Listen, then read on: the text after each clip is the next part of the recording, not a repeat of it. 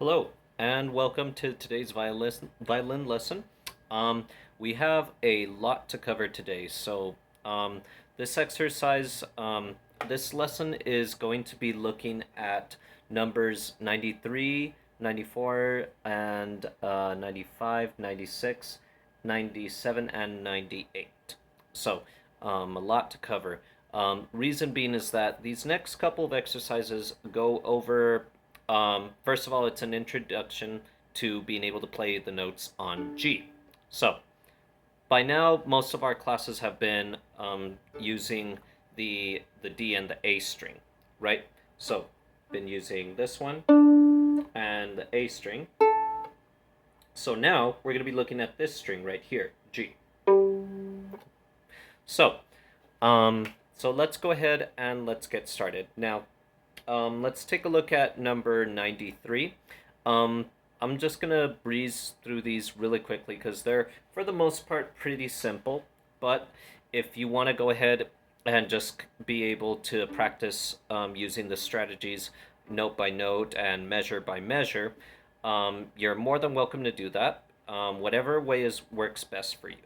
All right, so let's try number 93. So we're going to go at about a tempo more or less about 50, so about right here. So here we go. So here we go, ready? 1 and 2. And by the way, this the note on 93 is going to be an open G, okay? So here we go. 1 and 2 and ready, go. And 1, 2.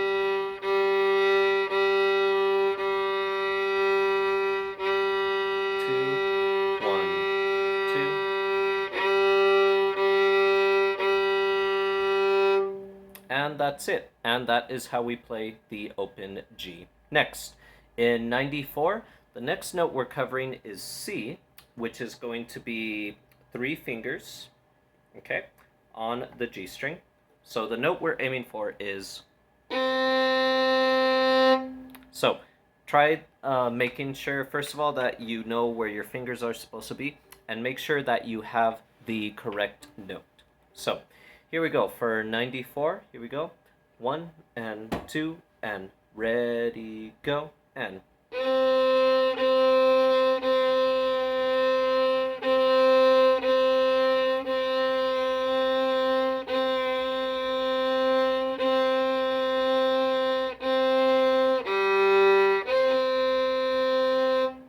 that's it. The only thing you have really is just that that open G at the very last measure. So just make sure that you're aware of that. All right, moving on. 95, the next note is going to be B, which now is 2 fingers on the violin, just like this, okay? So the note that we are aiming for is this. Okay, so make sure that you match that same pitch before you try to tackle number 95. Okay, now just really quickly, in 95 you have a couple of C's mixed into there. You have 1 open G, so just be careful. All right, but let's go ahead and let's try 95. So here we go. 1 and 2, 95, and go, and.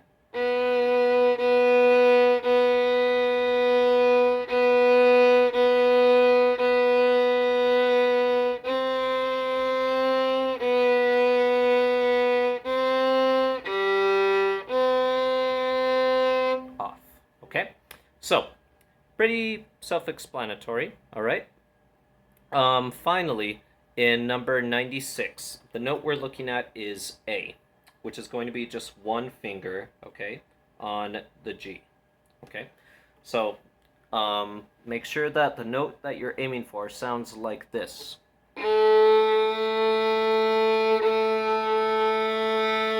And if you want to double check it, you can always do it simply by playing an open A. Notice how they both sound similar, but they're both in different octaves, right?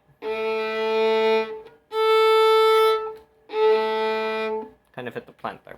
All right, so 96, okay, you have A for the most part. We have a couple of B's mixed into there, and you also have an open G, and I believe I said C. If not, so yes, you have a C in there. All right, so let's try number 96. Here we go. 1 and 2 and ready, go. And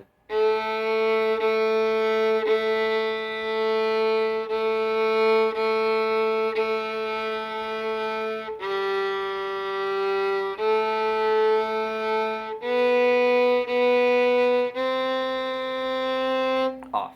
Okay, so before we go on, if you are still kind of confused on how these notes are supposed to sound, go ahead and go back a couple of seconds, or a couple of minutes rather, and look at whichever notes you feel like you're still going to need help on.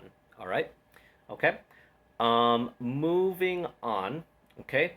Number 97 is walking alone, or walking around. I'm sorry. Okay. So pretty easy. This one is basically just getting some more familiarity with the, with the notes on G. So it's basically just going to be, you have some C's, we have some B's as well, A's, open G's, and then all it is just simply going right back up. So we have G, A, B, and C. So just make sure that you're aware of the pattern. Another thing to note as well for 97 is we also have a lift in the fourth measure. All right, so just make sure that you're taking into account to do that. And by the way, if for whatever reason maybe you might not remember what a lift is, basically a lift is, say I'm moving the bow and I end up down here, but the next note is a down bow. Well, what I have to do is with the bow and with my arm, I lift and I want to come back to about right here. You might come back a little bit lower, but personally I like to go to about this spot right here on the violin bow, so that is just me. Okay, so 97, walking around. We're going to try this one just very slowly, and don't forget to do the lift, okay? So try it with me. Here we go.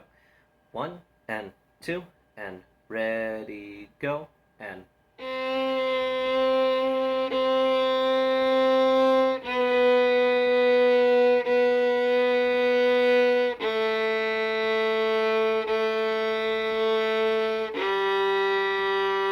rest and lift and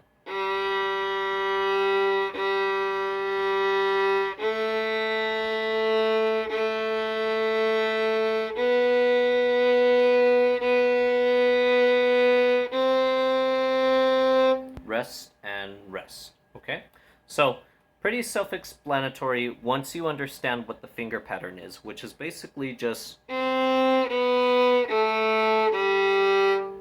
3, 2, 1, 0, and then after that it's just the same thing but going back up. So it becomes 0, 1, 2, 3. Okay, so just make sure that you're aware of where these patterns are and what they sound like. All right, and now finally we have number 98, which is the G major scale.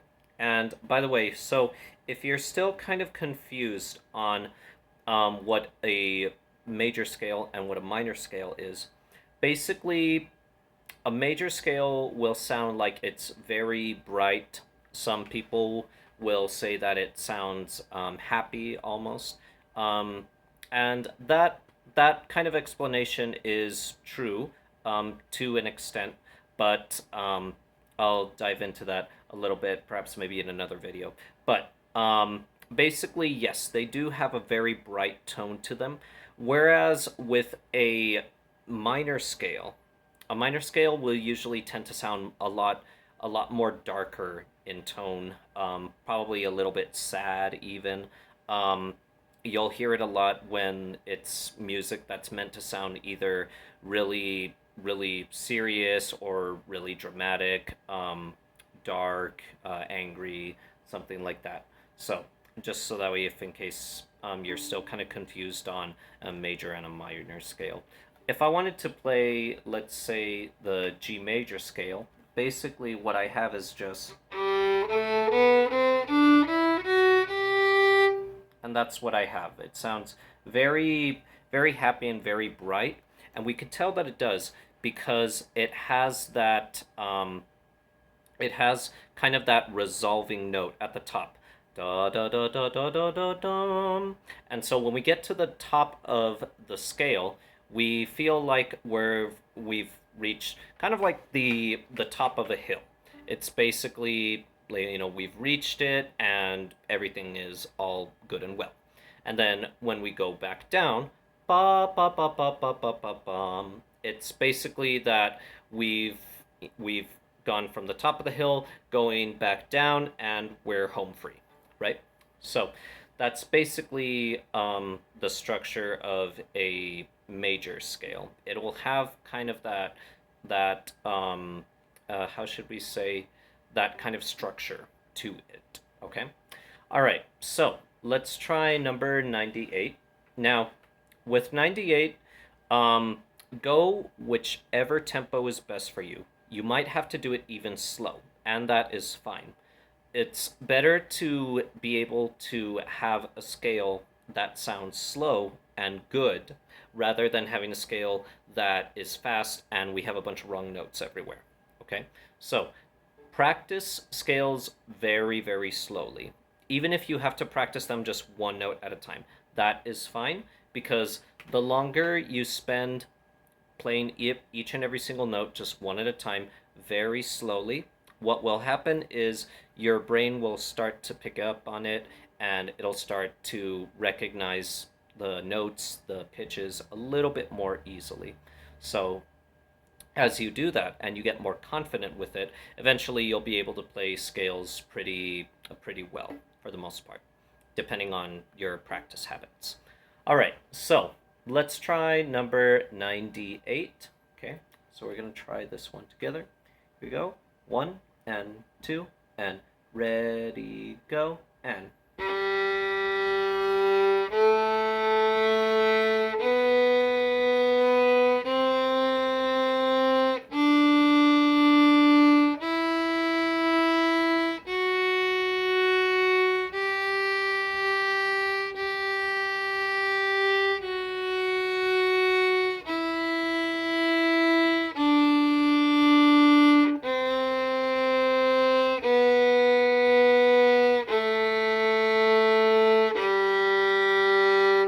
Okay, so that is our scale for number 13. All it is basically just going.